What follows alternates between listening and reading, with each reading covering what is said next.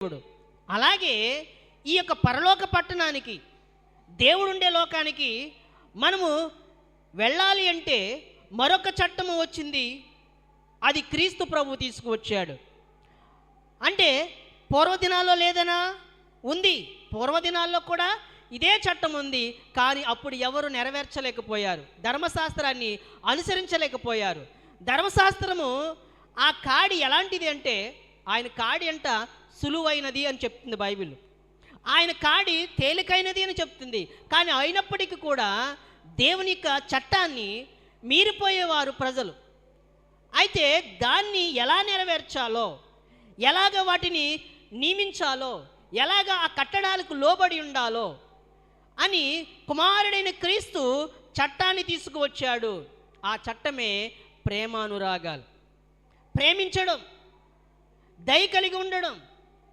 ఇది ఎక్కడికో వెళితే రాదు, ఎక్కడికో పరిగెడితే వచ్చేది కాదని దేవుని యొక్క లేఖన భాగాలు తెలియజేస్తున్నాయి. ఆనాటి జనాంగంలో ఇశ్రాయేలు జనాంగం అంతా కూడా ఆ యొక్క ఐగుప్తు దేశంలో ఉన్నప్పుడు, ఆ యొక్క బానిసత్వములో మగ్గిపోతున్నప్పుడు, ఆ యొక్క బానిసత్వము నుండి విడుదల కలుగు చేసేవారు ఎవరు లేకపోగా, దేవుడు ఆ యొక్క మోషే అనే ఒక గొప్ప ప్రవక్తనిచ్చి అక్కడ నుండి జనాంగాన్నంతటిని కూడా విడిపించాడు దేవాది దేవుడు. ఇప్పుడున్న జనాంగానంతటిని కూడా పాపమనే సంకెళ్ళ నుండి, పాపమనే ఐగుప్తు నుండి విడిపించడానికి కుమారుడైన క్రీస్తు అనే రాజ్యము ఏర్పడింది. ఆ రాజ్యములో ప్రతి ఒక్కరు కూడా పేరుండాలి. ఆ పేరు లేకపోతే ఎవరు కూడా పరలోక రాజ్యానికి వెళ్ళే అవకాశం లేదండి. పేరుండాలి, రాజ్యములో పేరుండాలి. రాజ్యములో పేరుంటుంది, ఎక్కడుంటుంది, ఎలా ఉంటుంది అంటే, నేనంటాను, ఎవరైతే రక్షణ పొందుతారో, అంటే బాప్తిస్మం తీసుకుంటారో, ఎవరైతే దేవుని యొక్క కుమారుని అంగీకరిస్తారో వారి పేరు జీవగ్రంథములో రాయబడుతుంది. ఇందుకు జీవగ్రంథం అంటే ఏమిటి? జీవగ్రంథం అంటే దేవుని యొక్క కుమారుల్లో మన పేరు స్థిరముగా ఉండాలి. పేరు స్థిరముగా ఉండాలి. మన పేరు ఆయనలో కొట్టివేయకూడదు. ఆయన తిరిగి వచ్చినప్పుడు, తీసుకువెళ్ళిన తర్వాత ధవళ సింహాసనం దగ్గర దేవుడు కూర్చున్నప్పుడు, తండ్రి అయిన దేవుడు కూర్చున్నప్పుడు అందరిని గురించి సాక్ష్యం చెప్తాడు. ఎవరు?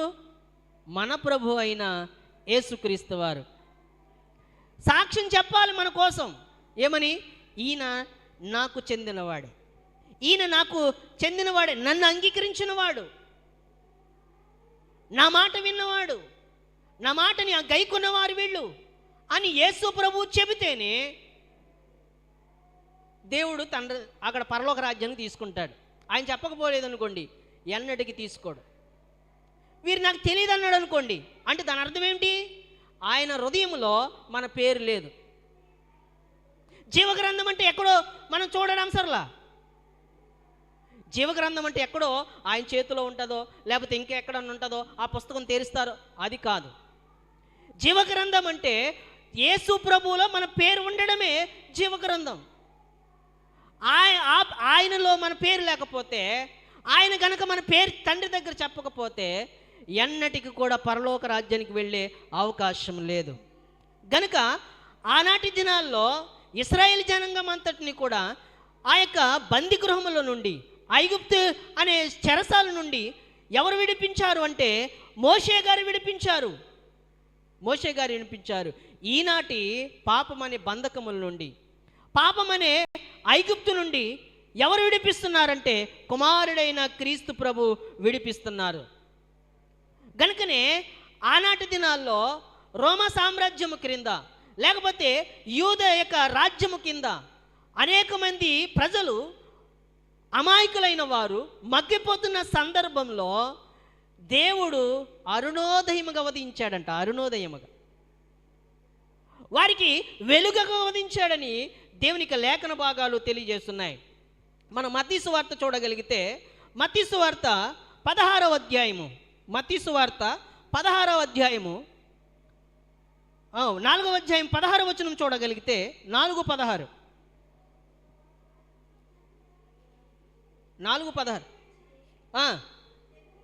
జెబులూను నప్తాలియను దేశముల ప్రాంతములలో సముద్ర తీరమందలి కపెర్నహూమునకు వచ్చి కాపురముండెను. జెబులూను దేశమును నప్తాలి దేశమును అవలనున్న సముద్ర తీరమున అన్యజనులు నివసించు గలలయును చీకట్లో కూర్చుండి ఉన్న ప్రజలను గొప్ప వెలుగును చూచిరి. ఏ వెలుగును చూశారు? గొప్ప వెలుగు. ఈ గొప్ప వెలుగు ఎవరు? యేసుక్రీస్తు వారు. అప్పుడు దాకా దేవుని యొక్క వాక్యానికి ప్రాధాన్యత లేదండి. అంతకుముందు దేవాది దేవుడు దర్శనమిచ్చింది లేదు. దాదాపుగా 400 సంవత్సరాలు చీకటి అనే కోణంలోనికి వెళ్ళిపోయారు. దేవుడు దర్శించని కాలమే ఆ కాలము. దాదాపుగా 400 సంవత్సరాలు పైబడి దేవుడు దర్శనం ఇవ్వలేదు. ఆ మలకి గ్రంథానికి మత్తయి సువార్తకి మధ్యలో 400 సంవత్సరాలు ఏమీ లేదంటే దేవుడి యొక్క అరుణోదయం లేదు. దేవుని యొక్క వాక్యం సరిగ్గా ప్రకటించే నాదుడు లేడు. అబద్ధ ప్రవక్తలు ఎక్కువైపోయారు, తినేవారు ఎక్కువైపోయారు. ఈ లోకంలో వాళ్ళంతా కూడా మిచ్చలవిడిగా ప్రవర్తిస్తున్న ఆ సందర్భంలో, దేవుడు లేడు అని మగ్గిపోతున్న సందర్భంలో, ఆనాడు ఇశ్రాయేలు జనాంగము ఐగుప్తులో ఎంత కన్నీరు విడిచారో, ఎంత బాధపడ్డారో, ఎంత రోధించారో, ఆ రోదన ధ్వని విని ఎవరిని పంపించాడు? మోషే గారిని పంపించాడు. ఇప్పుడు అదే సందర్భంలో